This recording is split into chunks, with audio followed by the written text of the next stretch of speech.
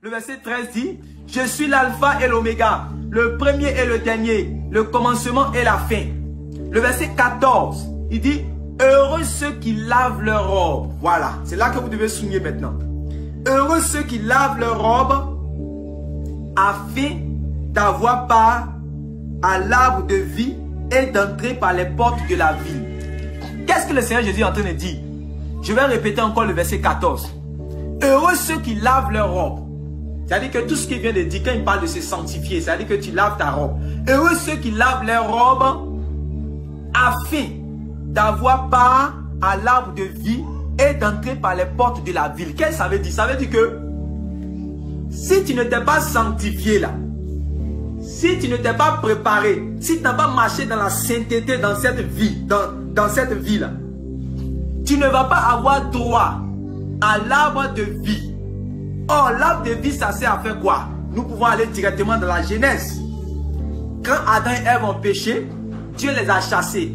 Après, il a fait quoi? Il a envoyé deux chérubins qui avaient croisé réellement l'épée pour ne pas que deux chérubins qui vont empêcher Adam et Ève d'entrer. Pourquoi? Pour ne pas qu'ils puissent aller manger l'arbre de la vie pour vivre éternellement. Donc l'arbre de la vie donne la vie éternelle.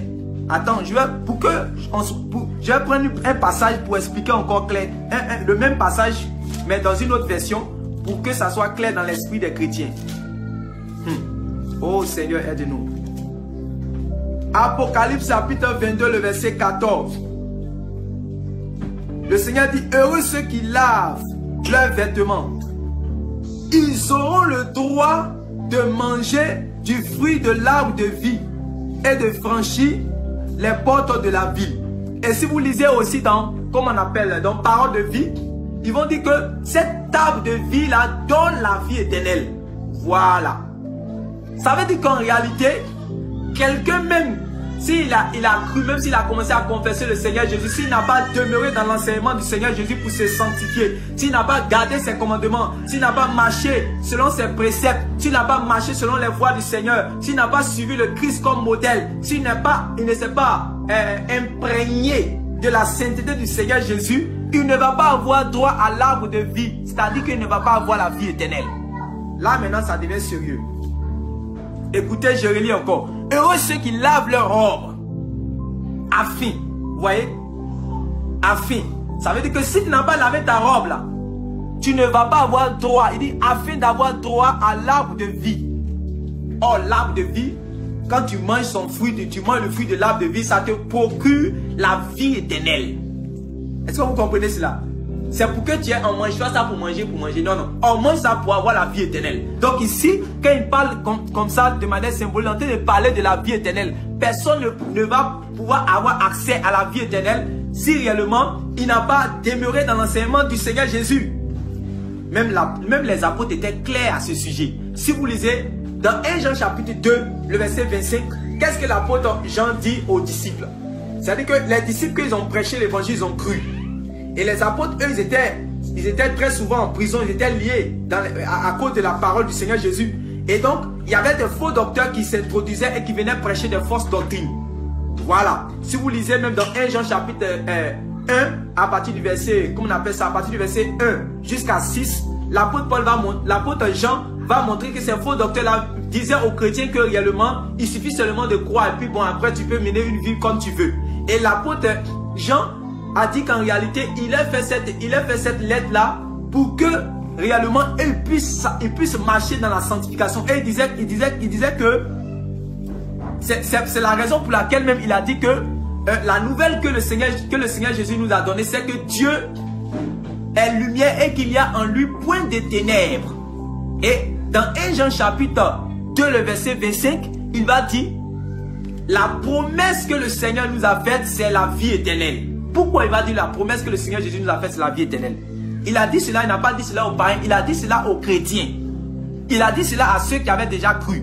Et il dit que la promesse que Dieu nous a faite, c'est la vie éternelle. Maintenant, pourquoi il a dit cela? Si vous lisez le passage qui précède 1 Jean chapitre 2, le verset 24, vous allez voir que là-bas, il va dire pourquoi il a écrit cela. Je vais lire ça rapidement pour vous. 1 Jean chapitre 2, le verset 24. 1 Jean chapitre 2, le verset 24. 1 Jean chapitre 2, le verset 24. Vous voyez qu'au verset 25, il va dire, et la promesse qu'il nous a faite, c'est la vie éternelle. Et vous allez comprendre pourquoi il a dit, et la promesse, vous voyez, et, c'est-à-dire que c'est par rapport à quelque chose qui dit cela. Et la promesse qu'il nous a faite, c'est la vie éternelle. Voilà pourquoi, dans Apocalypse chapitre 22, le Seigneur Jésus promet du fruit de l'arbre de la vie. Vous voyez, à celui qui va laver sa robe. Au verset 24, il va dire, que ce que vous avez entendu dès le commencement demeure en vous. Si ce que vous avez entendu dès le commencement demeure en vous, vous demeurez aussi dans le Fils et dans le Père. Maintenant, c'est là maintenant il dit, et la promesse qu'il nous a faite, c'est la vie éternelle. En quoi consiste la sanctification? Pourquoi le prédicateur doit prêcher la sanctification? Quand on a fini de prêcher la repentance pour réellement réconcilier les âmes avec le Père créateur, quand on a fini de prêcher la repentance pour fiancer les âmes avec l'époux, il faut aussi préparer l'épouse. Vous voyez? Il faut préparer l'épouse pour qu'elle soit présentée comme étant une vierge pure. Selon qu'il est écrit dans 2 Corinthiens chapitre 11, le verset 2. L'apôtre Paul dit que c'est moi, je vous ai fiancé à Christ pour vous préparer comme une vierge pure à votre époux. Vous voyez? Comme une vierge pure. C'est-à-dire qu'il faut que le jour où le Seigneur Jésus vienne dans sa lumière, nous aussi nous soyons lumière. Il faut qu'il puisse voir en nous son image. Je vous avais dit la dernière fois que Adam, dans le jardin d'Éden, ne pouvait jamais épouser Ève, ne pouvait jamais prendre Ève pour femme s'il n'avait pas vu en Ève son semblable. Parce qu'il avait vu beaucoup de compagnies. Il avait vu beaucoup de compagnies que Dieu lui avait emmenées autour de lui. Mais si quand Ève est venue, si Ève ressemblait à cheval, il n'y avait pas de mariage. Si Ève ressemblait à mouton, il n'y avait pas de mariage. Si Ève ressemblait à crabe, il n'y avait pas de mariage. Si Ève ressemblait à quoi? À l'aigle, il n'y avait pas de mariage. Mais quand il a vu Ève, d'abord, il a vu en Ève son semblable. Et vous allez, c'est pour cela que la parole de Dieu va dire qu'en réalité, il a dit, voici celle qui est os de mes os et qui est chair de ma chair. Il a reconnu d'abord en Ève son semblable. C'est pourquoi il a pris Ève pour femme. Alors le Seigneur Jésus, tant qu'il n'a pas reconnu dans l'épouse qu'on va lui présenter, tant qu'il n'a pas reconnu en elle son semblable, il ne va pas l'épouser. Donc c'est pour dire que tu n'as même pas le temps d'aller prêcher. C'est pourquoi, Seigneur, si on avait compris ça, on n'allait même pas prendre notre temps pour aller prêcher notre message. Parce que tu dois présenter des gens qui sont parvenus à la sanctification, qui sont parvenus à la sainteté, qui sont parvenus à la pureté. Tu dois présenter des personnes saintes, pures, des vierges pures au Seigneur. Ça me rappelle l'histoire d'Esther. Ça me rappelle l'histoire d'Esther. Au temps d'Esther, on a lancé un décret. Ils ont promulgué un décret, ils ont demandé comment on appelle ça, un intendant là-bas, un ministre là-bas, quelqu'un là-bas, qui puisse prendre toutes les jolies filles vierges, vous voyez, qu'on appelle ça, mais dans le royaume. Et quand le décret a été promulgué, ils ont fait l'appel, vous voyez, c'est ça qu'est l'appel. Donc, ils ont appelé les vierges. C'est comme le message, on peut dire en image, c'est comme le message de la repentance. Donc, ils ont appelé, vous voyez, les gens ont répondu à cet appel. Donc, c'est comme si les gens étaient appelés. Mais, c'était pas fini. Vous voyez? Parce que, comment on appelle ça? Le roi, là, Assuérus, là, il n'avait pas besoin juste de compagnie. Parce qu'il y avait déjà une compagnie qu'on appelait Vashti. C'est elle qui a été disqualifiée. Non. Donc, il n'avait pas besoin juste de compagnie. Non. Ou bien, il avait besoin non seulement de femmes, mais il avait besoin de semblables. Il avait besoin d'une reine. Voilà. Puisque lui, c'est un roi. Voilà. Il n'avait pas juste besoin de vierges. Voilà. Non. Il avait besoin réellement de reines. C'est quelqu'un qui est qualifié à être réellement à ses côtés. Donc, on devait faire maintenant un exercice profond. Voilà. Un travail profond. Une éducation profonde. C'est pour cela que quand on les a envoyés maintenant, quand ils sont rentrés dans le harem, on les a confiés à un eunuque qui s'appelait Hégaï. Et cet eunuque-là, son travail était de préparer réellement cet époux, ces vierges-là, de les préparer afin qu'il y ait une qualification. C'est pour ça que la parole de Dieu dit qu'il y a beaucoup d'appelés, mais peu de lus. Vous voyez? Il ne suffisait pas seulement pour de dire que oui, voilà, dans tout le royaume de la Babylonie, voilà, dans tout le royaume des Perses ou bien de tout, moi on m'a choisi, on m'a envoyé dans le harem et puis c'est fini. Non, non, ça ne s'arrête pas là. Une fois que tu es arrivé réellement dans le palais, tu dois accepter maintenant l'entretien. Tu dois accepter l'entretien. Voilà. Vous allez vous comprendre aussi qu'en réalité, la sanctification n'est pas systématique. Même le fruit de l'esprit, ce n'est pas systématique. Beaucoup de personnes disent non, si quelqu'un est chrétien, voilà, si quelqu'un est enfant de Dieu, forcément, on n'a pas besoin de lui parler de la repentance et de la sanctification même. Lui-même, il va se sanctifier ou bien Dieu lui-même a. C'est-à-dire qu'il a déjà programmé sa sanctification, il n'a rien à faire. C'est faux cet évangile. Il y a quelque chose réellement à faire. Le fait de produire, comment on appelle ça, les œuvres justes des saints. Le fait comment on appelle ça, de produire les œuvres justes des saints, de marcher dans la sanctification. Le fait comment on appelle ça, de produire le fruit de l'esprit. Ce n'est pas des choses qui sont systématiques parce que je suis chrétien, non. Oh, ça se cultive. Vous voyez? C'est pour cela que ces vierges qui ont été qualifiées pour entrer dans le, qu'on appelle ça, mais dans le palais là, elles devaient se laisser entretenir. Et c'est comme ça aussi, on doit se laisser entretenir par le Saint-Esprit, par la parole de Dieu. Éphésiens 4, verset 11 est clair. Éphésiens 4, verset 11 est clair à ce sujet. La Bible dit que ceux que le Seigneur Jésus a sauvés, ils sont dans son église. Maintenant, dans l'église, le Seigneur a fait don. Il a donné aux uns d'être apôtres, évangélistes, docteurs, comment on appelle ça, pasteurs, pour le perfectionnement des saints. Vous voyez? Pour la réparation des saints. Pour que réellement ces saints-là soient purifiés, soient sanctifiés. Pour qu'elles puissent parvenir à une perfection. Pour qu'elles soient lumière. Puisque lui, il est lumière. Vous comprenez? Voilà pourquoi on doit prêcher maintenant la sanctification dans l'église. Voilà pourquoi on doit prêcher la sanctification dans l'église. Voilà pourquoi on doit vivre la sainteté dans l'église. Voilà pourquoi on doit insister sur la sanctification. On doit perdurer là-dessus. On doit persévérer dans la sanctification. Voilà. Oh Seigneur, aide-nous. Voilà pourquoi les apôtres ne prêchaient pas autre message que réellement la sanctification. Tout visait la sanctification. Tout s'appuyait sur la sanctification. Parce que c'était la volonté de Dieu pour son église. Dieu est saint. Donc il veut un peuple saint. Ce n'est pas de la bouche pour dire que je suis saint, je suis saint. L'apôtre Jean était clair à ce sujet. Il a dit en réalité, reconnaissez que tout homme qui pratique la justice est né de Dieu. Donc ça veut dire quoi? Si je dis que je suis juste, ça veut dire que je suis en train de pratiquer la justice. Si je dis que je suis saint, ça veut dire que je suis en train de pratiquer la sainteté. Or, pour pratiquer la sainteté, ça veut dire que je dois entendre le message de la sainteté. Voilà. Je dois écouter le message de la sainteté. Je dois écouter le message de la pureté. Afin de pouvoir marcher à cet égard. Afin de pouvoir pratiquer maintenant la sainteté.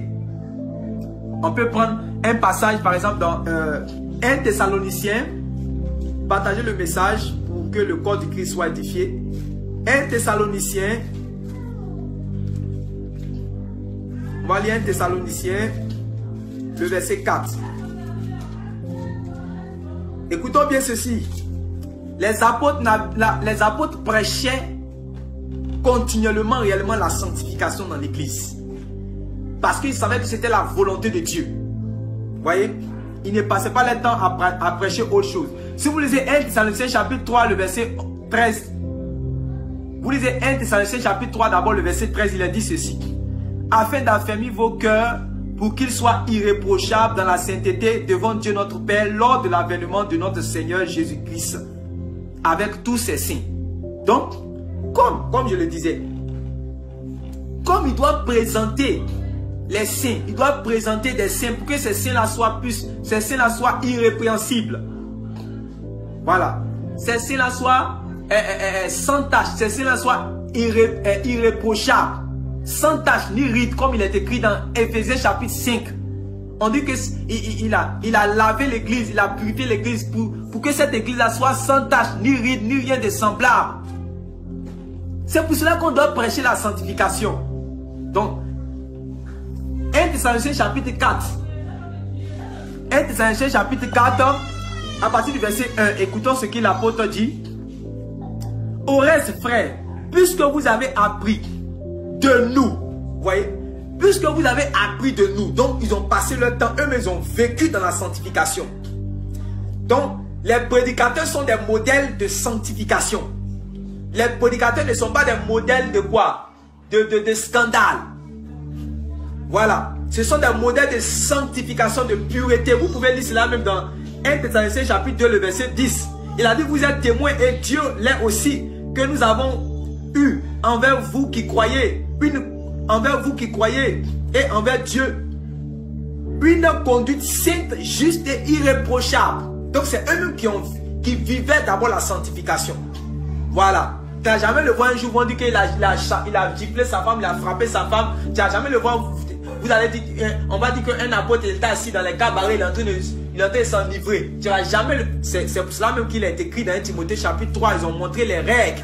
Ils ont montré les conditions pour que quelqu'un soit évêque, soit ancien, soit dirigeant d'une assemblée. Ne sois jamais fier de dire non, mon pasteur, je coule seulement ce qu'il dit.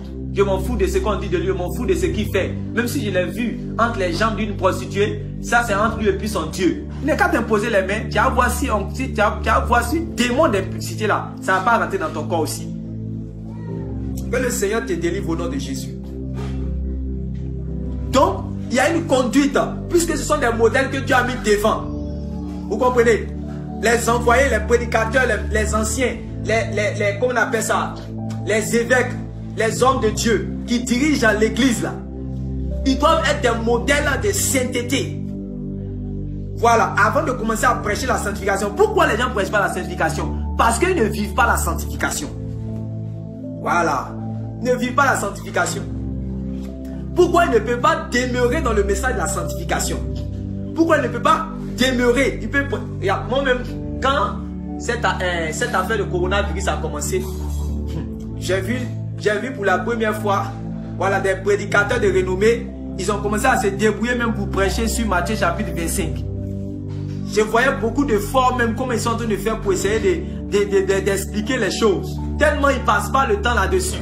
Tellement ils passent leur temps seulement à prêcher sur l'argent. Ils ne pensent qu'à leur vente et leur pas vente. Ils ne pensent seulement qu'à manger. Ils ne pensent seulement qu'à gagner tout ce qui est sur la terre, à s'amasser. Voilà. Ils incitent les enfants de Dieu à courir après les biens de ce monde.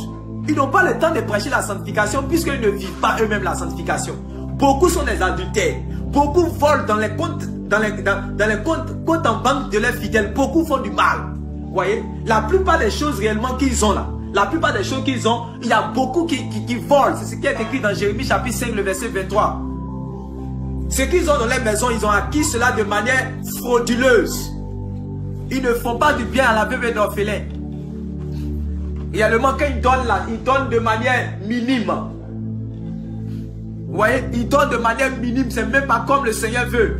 Et puis, ils vont mettre ça encore sur Facebook pour publier, pour dire que non, l'église tant en temps allait visiter ceci, l'église tant en temps allait visiter ceci.